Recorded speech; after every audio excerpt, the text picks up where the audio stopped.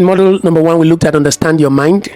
In module number 2, we looked at understand your why, and we have been able to establish that at all times and in life, it is the absence of the reason, the why we should do certain things in life is the reason why we are not able to do them, not the absence of how to do it.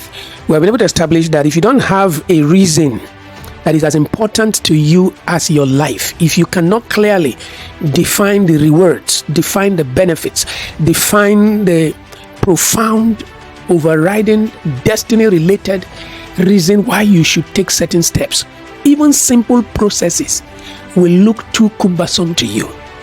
But as soon as your why is clearly defined, even complicated processes will look so easy to you. Why? The simple reason is that you can measure your progress, your future, and your destiny by that singular action. And so we've been able to look at what is pursuing you and what you're pursuing.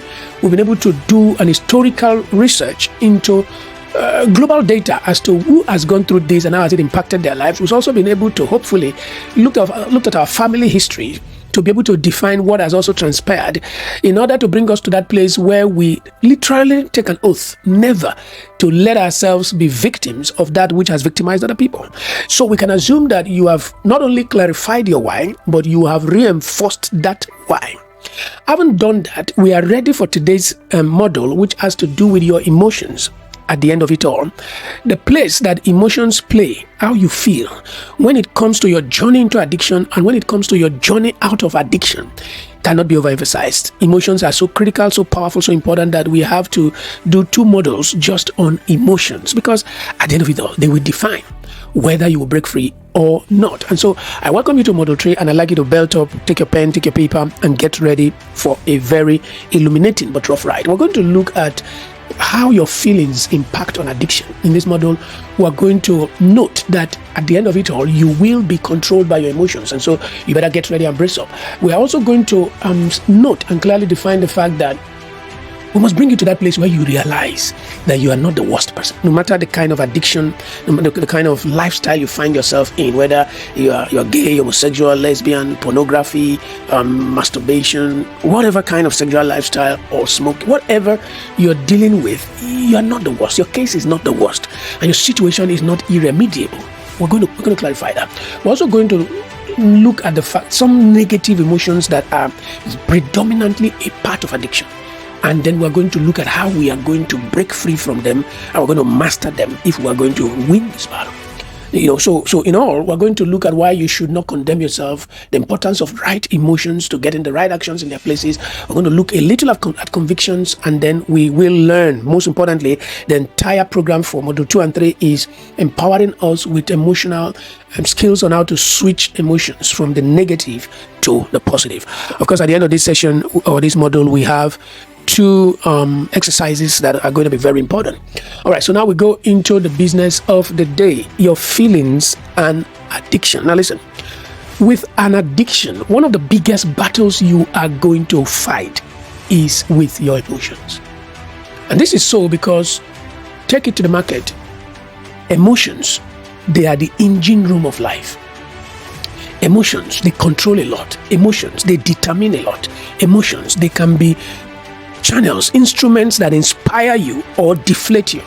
They can take you to the next level. They can reduce you and keep you stuck, stale, and permanently, stagnated at a position in life. So you want to be careful with your emotions. So this session is about emotional intelligence. At the end of the day, everything you do is controlled by how you feel at that point where you want to do what you want to do.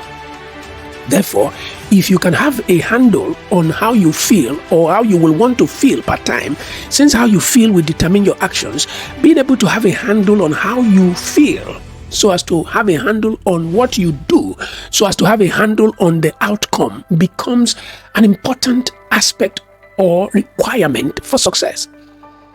This is so important because behind its trail, every act of addiction or compulsion leaves behind negative emotions.